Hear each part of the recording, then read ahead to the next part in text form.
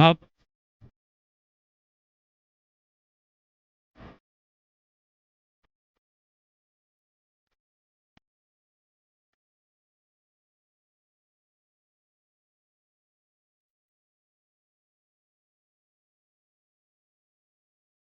السلام علیکم. زموږ مرید و د امریکا څخه یو څه مرستې را لېږلې وه چې په دې ګڼ شمېر کورنیو باندې وسپاره. نو زموږ دغه مرستې د خپل مرحوم پلار او ورور پسې صدقه کړې دي.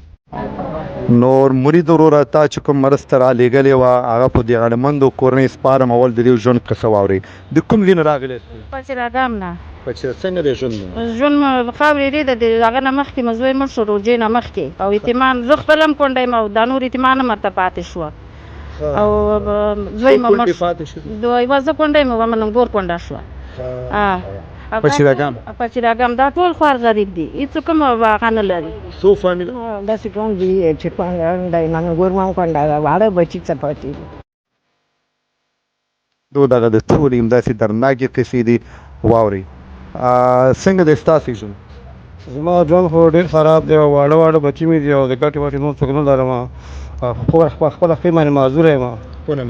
معیوب یم او ما له خدایه څلور مې بچي دي، یو زه یم او نور مې نه غټ زامن شته یا نه مې وروڼه څوک چې هغه شته چې کومک راسره وکړي. ورور ستا؟ ما دغه مشکل دی، په پښه باندې معیوب یم او لاس سره کور ته غاړه دی.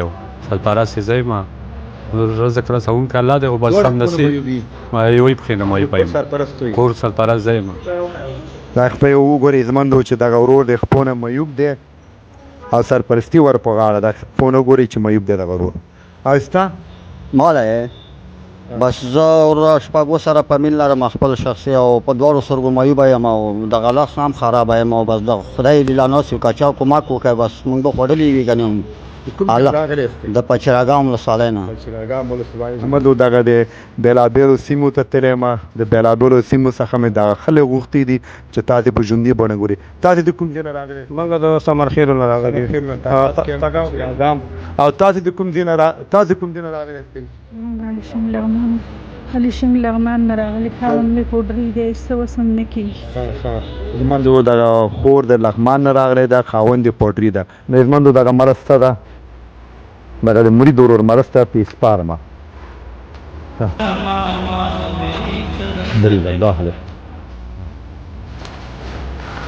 شپږ دعاګانې کوئ د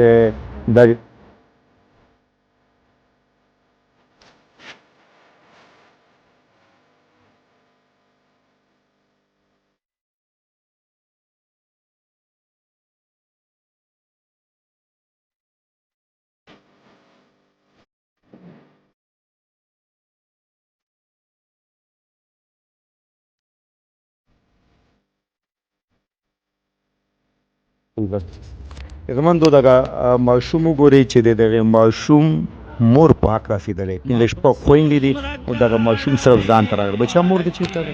مور مې مړه شوې ده. مور دې مړه شوې ده. کور کې پلار د هېڅ کاروبار نه دی. کاروبار نه دی؟ زموږ دغه مور په حق رسېدی، شپږ اووه خویندې دي او دغه ماشوم ما غوښتی وه د تګاب کمپ څخه.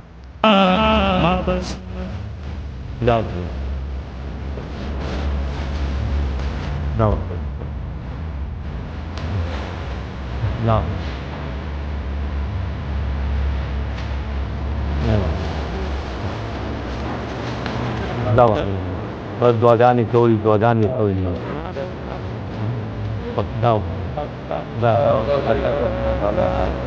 زموږ دغه بل ورور وګورئ چې دغه د کونه هم معیوب دی. دا د مرضي نه وساتي الله دې غمو دردونه وساتي الله دې دا په صداقت کې موږ راکړي ټول مسکین.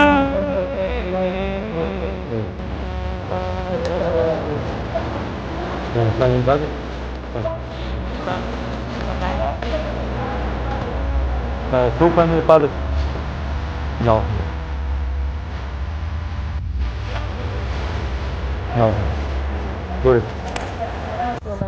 بس هغه په هره خپل بچیان راغل په خدای چې اوس هم بیګا ته بچیان مې په نارې دي کپله ډوډۍ نه لرو وړو غوړي خو په سترګو هم نه لرو نه چای لرو نه بوره ټوله ورځ ګرځم دونې خو نه دغونه کپله ډوډۍ خلکو راکوي نوي زاړه راکوي په ما خپل بچي ساتم پردي همسایه یم دغه الله علم مې ولیده او دغلته اوس راغلی یم چې دغه ورور موږ سره کومه کوي الله دې در خطر نه وساتي پروردګار دې آباد ودان لري خدای دې غیبي ثواب وکړي الله دې د مور او پلار په مخه کې ورته ودرېږي پاک زمونږ د ټولې همداسې دردناکې قصې دي چې ټول دغه خویندې چې تاسې ګورئ دغه کونډې دي دغه بچي یتیمان دي نو زمونږ دا زمونږ دغه فامیل سره خپرونه انشاءالله بیا به ستاسو خدمت ته حاضرېږو ټول دعاګانې کوئ لاسونه پورته کوئ ټول مسلمانان د دعا کوئ چې الله د زمونږ افغانستان دور کړي